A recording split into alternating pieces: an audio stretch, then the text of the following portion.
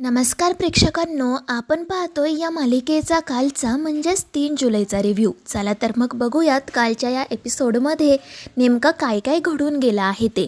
तर पहिल्याच सीनमध्ये आपल्याला असं बघायला मिळतं की अनन्या अथर्वला आणि मीराला भेटण्यासाठी त्यांच्या रूममध्ये आलेली असते. तिने त्या दोघांसाठी आणि वेदासाठी वेगवेगळे गिफ्ट्सही आणलेले असतात आणि ती तेच त्यांना दाखवत असते. मीरा आनंदाने ते सगळं पाहत असते. अनन्याच्या ट्रिपची वगैरे चौकशी करत असते.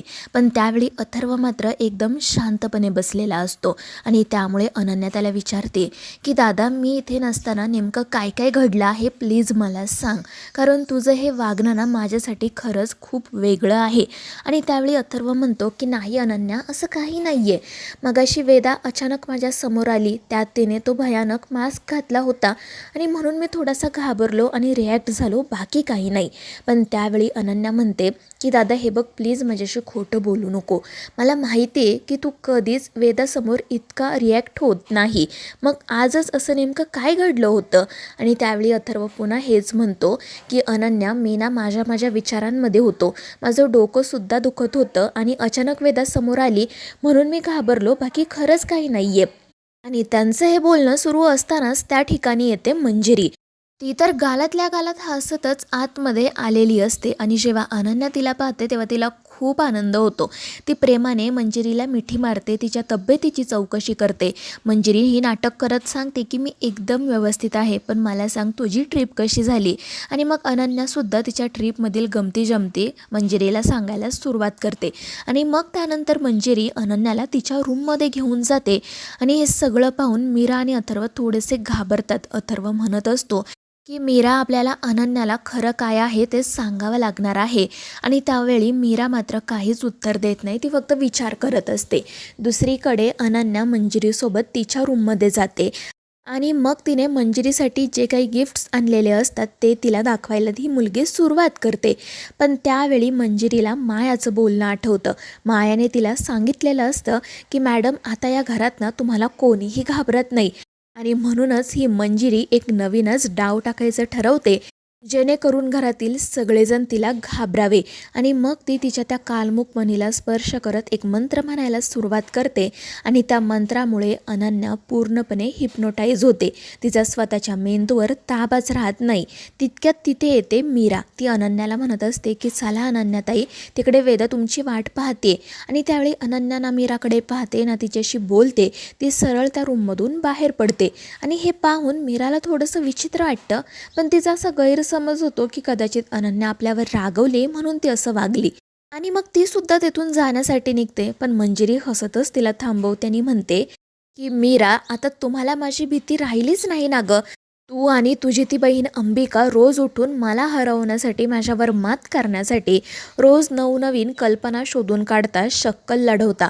पण खरं सांगू का, या सगळ्याचा ना काही उपयोग होणार नाही आहे. कारण मी मंजिरी आहे आणि तुम्ही दोघी मला कधीच मारू शकणार नाही. पण आता मी असं काहीतरी करणार आहे ज्यामुळे तुम्हा दोघांना आणि या घरातल्यांना भीती वाटेल. आणि हे ऐकून मीरा थोडीशी घाबरते आणि मग ती पटकन त्या रूममधून बाहेर पडते. इकडे अनन्या तिच्या रूमच्या दिशेने निघालेली असते आणि त्यावेळी तिच्यासमोर येते नर्मदा.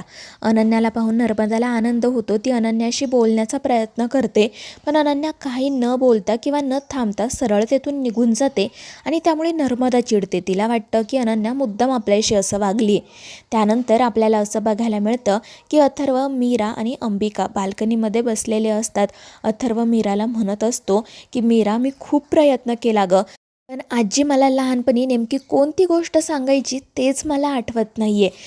त्यावेळी मीरा म्हणते की वेदाचे बाबा, तुम्ही प्लीज आणखीन थोडा विचार करा ना, तुम्हाला ती गोष्ट नक्की आठवेल. हे बघा, मला असं वाटतं की तुम्हाला तो आवाज ऐकू येण्यामागे नक्कीच काहीतरी कारण आहे. त्यामुळे आपल्याला ती गोष्ट काय आहे हे शोधून काढायलाच हवं. आणि त्यावर अथर्वही हो म्हणत विचार करू लागतो. तितक्यात इकडे अंबिका मीराला असं म्हणू लागते की मीरा, मंजिरी तुला जे काही बोलली ना त्याचा तू जास्त विचार करू नको. मला असं वाटतं की ती मुद्दाम आपल्याला धमक्या देते घाबरवण्यासाठी. पण तरीही तुला भीती वाटत असेलच ना, तर मी मंजिरीकडे जाते, तिच्यावर बारीक लक्ष ठेवते, तिला काही करूच देत नाही. आणि त्यावर मीरासुद्धा हो म्हणते. मग अंबिका तेथून निघून जाते. आणि मग त्यानंतर मीरा अथर्वला मगाशी अनन्या जसं वागलेली असते त्याबद्दल सांगते. तर अथर्व म्हणतो की अगं ती इतका लांबचा प्रवास करून आली आहे ना, दमली असेल, त्यामुळे तिची चिडचिड होत असेल, बाकी काही नाही. तू बघ थोड्या वेळाने ती स्वतःहून आपल्याशी बोलायला येईल. आणि त्यावर मीराही मग मांडो लावत हो म्हणते. त्यानंतर दुसरीकडे आपल्याला असं बघायला मिळतं की ही जी मंजिरी असते ती हसतच तिच्या रूममध्ये फेऱ्या मारत असते. आणि मग त्यानंतर ती पुन्हा एकदा तिच्या कालमुखमणीला स्पर्श करत एक मंत्र म्हणायला सुरुवात करते. आणि त्याचवेळी दुसरीकडे ती जी अनन्या असते ती तिच्या हातात कात्री घेते आणि ती कात्री घेऊन ती शांतपणे झोपलेल्या वेदाच्या दिशेने निघते. पण ती वेदावर वार करणारच असते तितक्यात ही मंजिरी इकडे तिचा मंत्र थांबवते. आणि त्यामुळे अनन्या हातातील कात्री खाली फेकून देते आणि वेदाचा जीव वाचतो. त्याचवेळी मंजिरीच्या रूममध्ये अंबिकासुद्धा गेलेली असते. आणि अंबिकाला पाहून मंजिरी हसतच म्हणते की आलीस का राखणदार, ये, मी ना तुझीच वाट बघत होते. तुला काय वाटतं, तू 24 तास माझ्या समोर असलीस म्हणजे मी काहीच करू शकणार नाही का गं? पण त्यावेळी अंबिका काहीच उत्तर देत नाही. ती फक्त शांतपणे या मंजिरीकडे पाहत असते. मंजिरी तिला म्हणत असते की खूप रात्र झाली ना, तुला काही चहा कॉफी हवाय का, म्हणजे तू जागी राहू शकतेस. आणि मग ती हसतच म्हणते की अरे चहा मी तर विसरूनच गेले, तू तर आत्मा आहेस ना, तुला कुठे चहा कॉफी पिता येते. आणि ते ऐकून अंबिका रागात तिच्याकडे पाहते. मंजिरीला काही फरक पडतच नाही. पुढे ती असंही म्हणू लागते की तुला माहिती आहे का गं अंबिका, जेव्हापासून ना मी हा मनुष्य देह धारण केलाय ना, तेव्हापासून मला तो चहा ती कॉफी सतत प्यावी लागते. पण मला ना हे अजिबात आवडत नाही. कारण मी काय पिते माहिती आहे का तुला, तर माणसांचं रक्त. आणि हे ऐकून अंबिका घाबरते आणि त्या मंजिरीकडे पाहू लागते. तर मंजिरी मोठमोठ्याने हसतच तिला सांगत असते की जे लोक मला त्रास देतात, माझ्या मार्गात अडथळे निर्माण करतात, त्यांचं रक्त प्यायला मला खूप आवडतं. आणि ते ऐकून अंबिका मात्र थोडीशी घाबरूनच जाते. पण मित्रांनो, त्यानंतरचा सीन आपल्याला असा बघायला मिळतो की ही जी अनन्या असते ना, ती एका बादलीमध्ये पाणी भरते आणि ती बादली घेऊन तिच्या रूममध्ये येते. आणि मग त्यानंतर ती त्या बादलीसमोर बसते आणि त्या पाण्यात स्वतःचं तोंड बुडवते. त्याचवेळी इकडे वेदाला जाग येते. जाग आल्यानंतर ती अनन्याला हाक मारत इकडे तिकडे पाहू लागते. पण मग त्यानंतर तिचं लक्ष समोर बसलेल्या अनन्याकडे जातं. अनन्या हे काय करते असा तिला प्रश्न पडतो. ती धावतच अनन्याकडे जाते. तिला म्हणू लागते की अनन्या आत्या, काय चाललंय तुझं, तू या बादलीमध्ये तुझं तोंड असं का बुडवलंय, तुला त्रास होईल ना गं. आणि मग ती स्वतः अनन्याला बाजूला करायचा प्रयत्न करते. पण तिच्याच्याने काहीच होत नाही. अनन्या थोडीसुद्धा बाजूला सरकत नाही. ती पूर्णपणे मंजिरीच्या ताब्यात असते आणि ती स्वतःलाच मारण्याचा प्रयत्न करत असते. आणि हे पाहून बिचारी वेदा घाबरते. मग ती धावतच जाऊन त्या रूमचा दरवाजा उघडण्याचा प्रयत्न करते. पण मंजिरीच्या त्या शक्तींमुळे बिचाऱ्या वेदाला कडीसुद्धा उघडता येत नाही. इकडे अनन्या त्या पाण्यात तोंड बुडवूनच बसलेली असते आणि हळूहळू तिला श्वासही घेता येत नाही.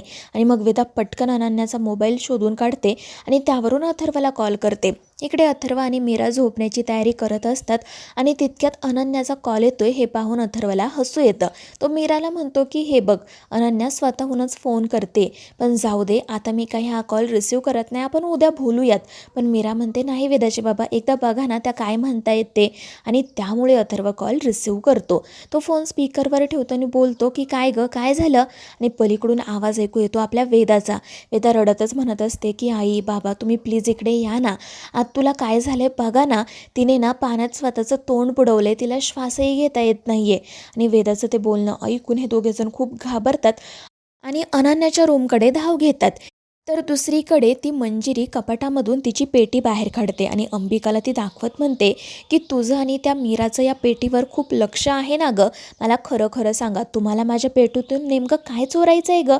आणि ती पुन्हा हसू लागते आणि त्यामुळे अंबिका चिडते. तर दुसरीकडे अथर्व आणि मीरा अनन्याच्या रूमच्या बाहेर आलेले असतात. ते दोघेही वेदाला म्हणत असतात की बाळा, कडी उघडण्याचा प्रयत्न कर. आणि त्याचसोबत अथर्व त्या दरवाजाला धक्केसुद्धा देत असतो. परंतु त्याचा काही उपयोग होत नाही आणि वेदाला सुद्धा कडी उघडता येत नाही. इकडे अनन्याची परिस्थिती तर हळूहळू आणखीन अवघड होत चाललेली असते. वेदा बिचारी खूप घाबरलेली असते, रडत असते. आणि म्हणून अथर्व बाल्कनीमधून त्या रूममध्ये जायचं ठरवतो. आणि मग त्यानंतर आपल्याला असं बघायला मिळतं की हळूहळू अनन्या तिचे हातपाय सोडून देते. तिला काहीच हालचाल करता येत नसते, श्वास घेता येत नसतो. आणि त्यामुळे वेदा खूप घाबरते. ती रडत ओरडत मीराला सगळं सांगत असते आणि त्यामुळे मीरा काळजीत पडते. तोपर्यंत इकडे अथर्व वरती चढलेला असतो आणि बाल्कनीमधून त्या रूममध्ये आलेला असतो. अनन्याची अवस्था पाहून त्याच्या पायाखालची तर जणू जमीनच सरकते. तो पूर्ण ताकदीनिशी अनन्याला बाजूला करतो आणि मग त्यानंतर वेदा पटकन जाऊन एक उशी घेऊन येते. अथर्व आणि ती मिळून अनन्याला पोटावर झोपवतात आणि मग अथर्व तिच्या पोटात गेलेलं पाणी काढण्याचा प्रयत्न करतो. थोड्याच वेळात अनन्याच्या पोटातील पाणी बाहेर निघतं. तिला ठसका लागतो आणि ती शुद्धीवर सुद्धा येते आणि त्यामुळे अथर्वच्या आणि वेदाच्या जीवात जीव येतो. इकडे मीरा देखील मोठमोठ्याने अथर्वला हाका मारत असते आणि मग अथर्व पळतच जाऊन दरवाजा उघडतो. मीराही आतमध्ये येते. अनन्या सुखरूप आहे हे पाहून तिच्याही जीवात जीव आलेला असतो आणि मग ते तिघेजण अनन्याला विचारू लागतात की तुमचं नेमकं काय चाललं होतं. पण अनन्याला मात्र काहीच आठवत नसतं. तर मित्रांनो, या मालिकेच्या पुढील भागांमध्ये आता नेमकं काय काय घडणार आहे हे जाणून घेण्यासाठी आपल्या चॅनेलला नक्की सबस्क्राईब करा.